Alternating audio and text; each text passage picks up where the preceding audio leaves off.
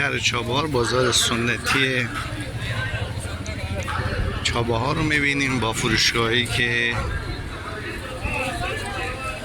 خیلی ساده در کنار خیابان انواع و اقسام و محصولات رو به فروش میرسونن. فعلا در بازار قدمی میزنیم تا ببینیم که قیمت های بازار به چه قیمتی هست. خرمای تازه میده کیلویی 100 تومن. خرمای سراوان هست و نصفاً هم خوشتم بود.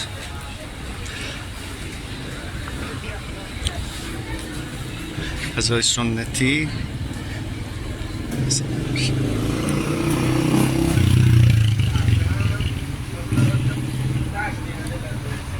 ساده نار خیابان. بازارچه سنتی شهر چابهار که داره انواع و اقسام محصولات هست. کوچه های تنگ و حلب پوش هر کدوم کالاشو به فروش میرسن.